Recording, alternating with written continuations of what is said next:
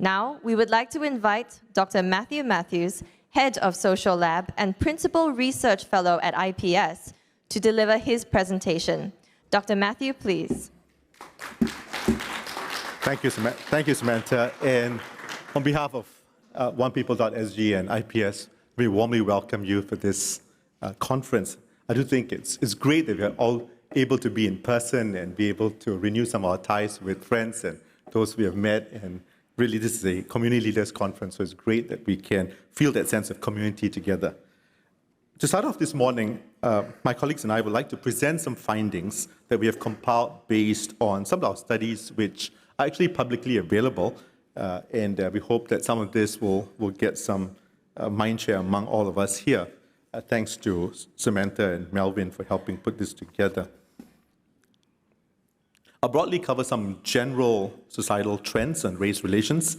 I mentioned the state of issues like racism and discrimination, particularly in the local workplace, and examine some of the broader concerns, as well as what people feel are useful ways of recoursing or trying to deal with some of the issues, and finally provide some broad, brief steps at what we can possibly do to build workplace harmony. I'll be drawing from a number of studies here that IPS has been doing, including a survey that OnePeople.sg and IPS have been working on for many years, which is called the Indicators of Racial and Religious Harmony. The last iteration of that was done in 2019. We also complement this by a very recent survey we did in 2021, end of 2021, which we put out just recently, which is with Channel News Asia, the IPS CNA survey on race relations, as well as another study that we did on making identity count in Singapore. The reason why we present some of these findings is that they're based on very robust data collection methods, which attempt to provide us a good sense of the proportions of how the general population thinks about some things, and especially when it comes to issues to do with the workplace. The slides I'll be showing you have a lot of charts. Now, I do know that sometimes the charts will kind of get you just wonder where to look at. Just look at the top lines there. And then you wonder, why do I still insist on putting all the diagrams and charts? That's just to keep reminding us that this is not just based on hearsay. This is based on what we understand from a large proportion of Singaporeans and what we think would be representative of the Singapore population. So that helps us to contextualize some things in terms of proportions. Now, I'm not saying that if something is not believed or held on by the majority, it's not important. In fact, my colleagues later on, the second panel, will help to dive in, especially my IPS colleague, will dive into some of the nuances of some of these issues. But yet, I think it's important for us to always think in terms of the broader and have some proportion of some of these issues. All right, let me just start off with some general societal trends. When you think about how Singaporeans view racial and religious harmony, when you pose that question, what's the level of racial and religious harmony? You notice that 97% of Singaporeans say we've got moderate or high levels of harmony. Now, of course, among minorities, you find a little bit of a nuance to this, and slightly lower levels of minorities say it's very high. Many of them, of course, will continue to say it is moderate at least. And there, if you look at, this is a study that we did in 2020, and we had a whole list of different institutions, and whether it's the SAF, cleanliness, healthcare, different aspects of Singapore, important attributes, whether it's both in terms of institutions and the practices which are here. And we asked people of all these 24 areas, institutions, features of Singapore society, what do they think is very important, I mean, what gives them pride in being Singaporean? And we noticed that issues to do with racial equality, religious diversity, and freedom was in the top part of the chart. And I think that speaks well. In that same survey, we also asked people, when you look at values which are important for people who are coming to Singapore to be able to really integrate in Singapore, what are some of those important values? And if you were able to see the screen, the first one is respect for law. And number 2 is tolerance. Number 3 is multiracialism. Number 4 is equality. So many of the principles that we talk about here today are things that Singaporeans by far feel that are extremely important. So that starts us out just knowing that we live in a society where we strongly believe the values of multiracialism and the importance of tolerance and diversity. Very recently in the CNA IPS study, we asked questions about meritocracy. Now, we've been asking this question several years ago, and we revisited those. And Singaporeans still believe that you can do well in life. 80% feel that everyone can become wealthy or successful regardless of their race. And this is really consistent with what we found in 2016.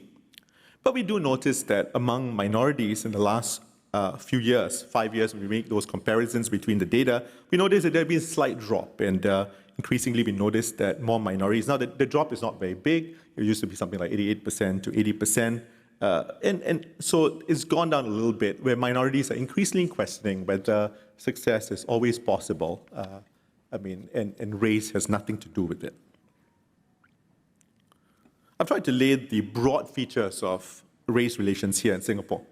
There's definitely good levels of satisfaction here with our level of harmony.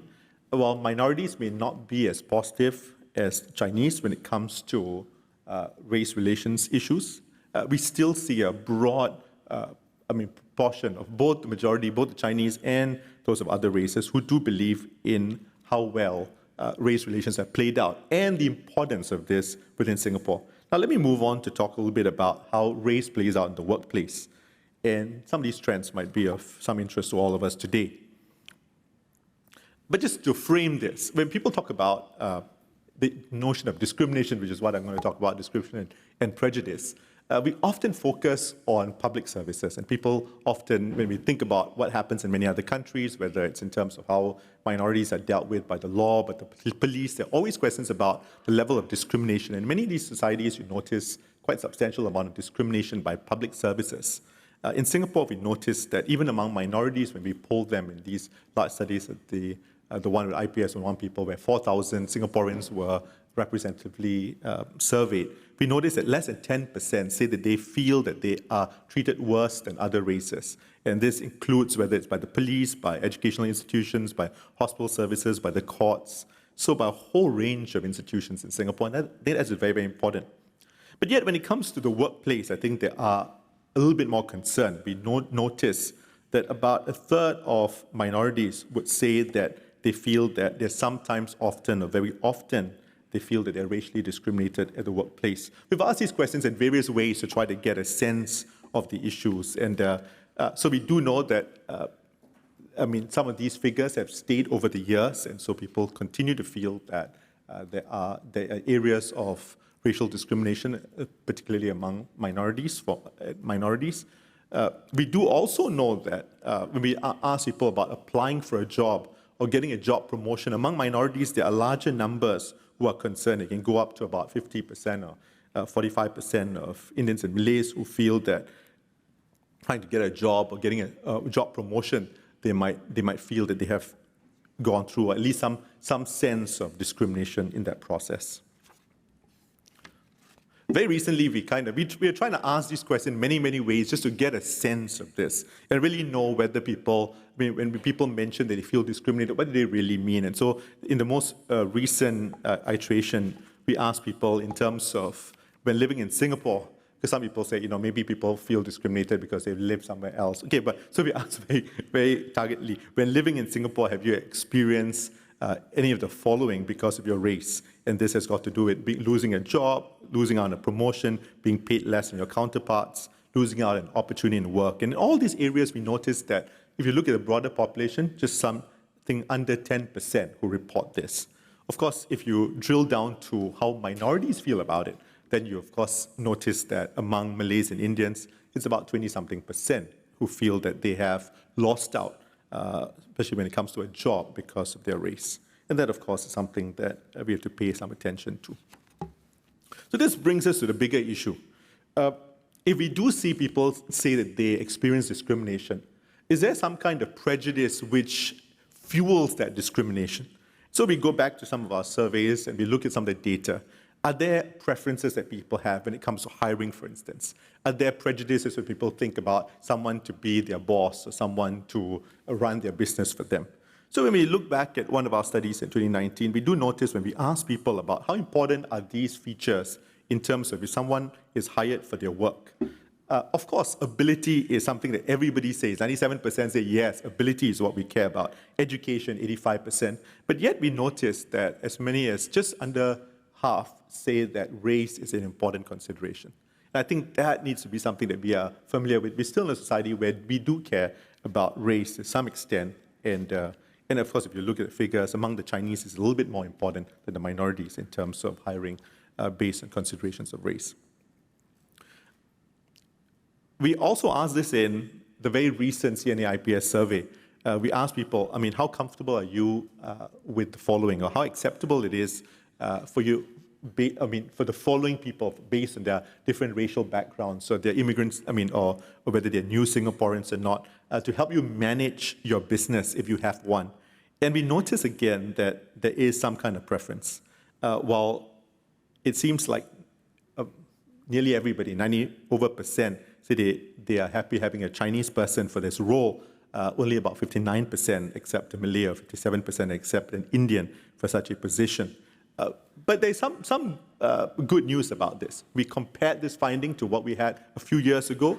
We have shifted it substantially. So we have moved. The comfort level in 2016 was much lower. And so I think with all the efforts that have been done on the ground, I think more and more people are growing to accept different groups being responsible and able to manage some kind of business.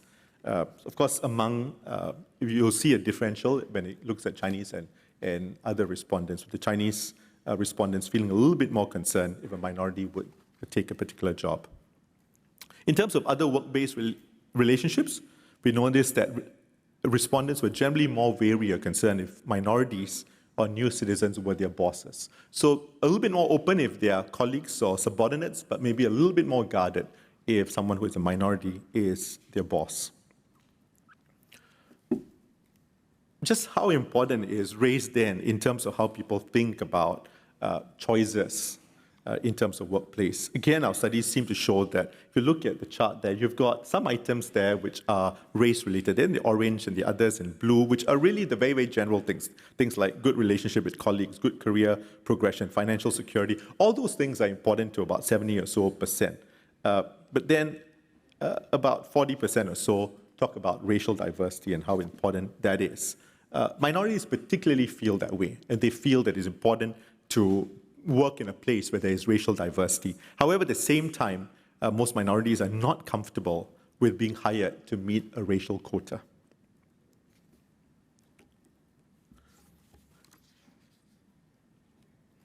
We go back to one big issue, which is really about hiring practices.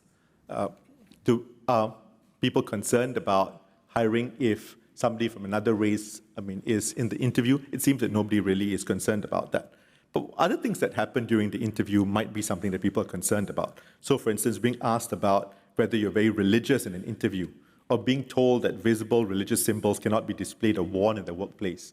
You do notice that there is substantial concern, 43% or so, who are concerned about that, and even more when it comes to if you're a minority. Let me talk very quickly about some of the recourse mechanisms that people have in place to do this. We know that there is a strong belief that hiring should not be determined by race. Even if people do use race as one of the metrics when they hire, in general, I think people do have a sense that race should not be a criteria in terms of whether someone is hired. But that's something that is shared by about 6 in 10. 6 in 10 who say that this is racist, unacceptable for an employer not to hire someone due to their race or their religious attire. But yet you have about 33% who would say that it's sometimes acceptable, maybe perhaps considering the many nuances and where there might be reasonable exceptions. When we go on to look at some of the strategies that people have, what about reporting incidences of racism? We do notice that when it comes to workplace issues, people feel a sense of gravity about it, and they feel that it's important to rate that or to report those issues. The key driving factor for not reporting of workplace discrimination, of course, because quite a lot of people are not willing to do that, is improving the occurrence of such acts or events. It's just very, very complicated, difficult to actually say, yeah, this is really something that happened because of my race or my religious background. And so that's what stops people from thinking about trying to report it. In terms of what strategies people have, when we ask that question, your colleague has confided in you that he or she feels discriminated on the grounds of race in the workplace, what would you likely do? And we had a whole range of possible things to do. Very assuringly, most people did not say that, tell the colleague to not complain and accept it as a fact of life. So I think we've come to a stage and we say this is not something just to sidestep or brush off. Though about, nearly 60% would say, well, explain to your colleague that other factors rather than a race led to this negative experience. It's good for us to interrogate and think about that response, and it obviously is something that quite a lot of people feel is acceptable, but some may argue that that may be very unsympathetic. It's worth thinking about and dialoguing about that. We asked people in terms of whether they would make reports, whether it's to TAFEP. 40% indicated that they would make reports of such. And we don't notice that, of course, among minorities, there were more concerns about some of these issues. Generally, people do think about the value of speaking up about what goes on, especially racism in the workplace.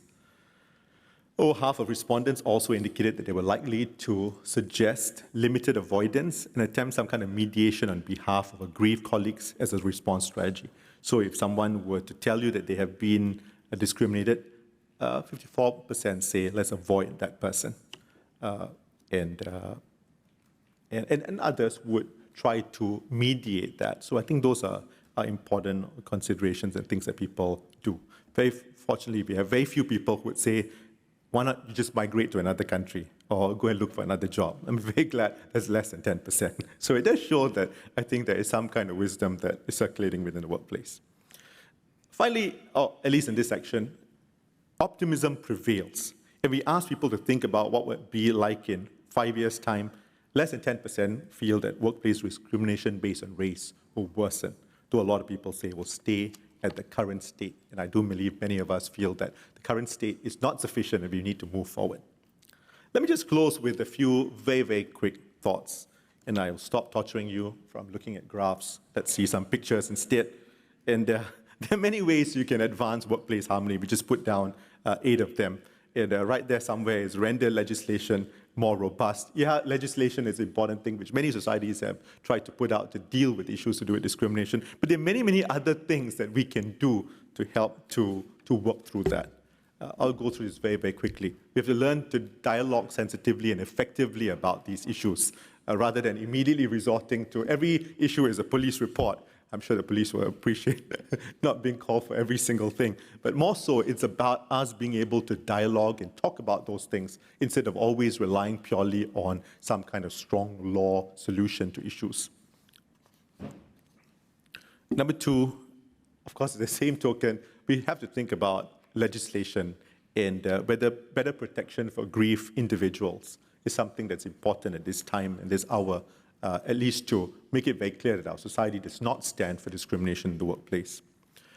As individuals, as community, as corporates, we can take a stand, support a cause, make it very clear that bigotry, racism, other forms of discrimination at work does not have any place within Singapore. And OnePeople.sg has had great events trying to make that statement to the community at large over the last few years. 4, we have to guard against short-term gains, which can lead to long-term pains. There are some methods of countering racism which have happened in recent years, which have been influenced by how it's done sometimes in other parts of the world, which can cause unnecessary friction, which ultimately undermines the goal that we have. Not just addressing a specific issue, there is a need to preserve broader harmony between groups. And so, in some way, we have to think about ways we can be positive amidst insensitivity, and there have been people who have been slighted, people have done wrong to them in the workplace, but they've learned how to demonstrate positivity and deal with it in a way which helps to build further harmony. And in the workplace context, and in Singapore in general, there's always the opportunity that we have to build new bonds, diversify our networks, be able to get to know people of other races, language groups, people who are new to Singapore, and build a kind of cohesion that very often comes through friendship. There's certainly a place for us to appreciate diversity, embrace inclusivity, begin to have a kind of knowledge about how to deal with the different kind of sensitivities, the kind of training programs that would help to develop that, and ultimately cultivate a kind of cultural literacy, which would improve and would allow us to be able to negotiate in this space when we have many of us from very different backgrounds. I've come to the end of my presentation. I do believe that the panel after me will provide a lot more color to some of these figures. Thank you very much.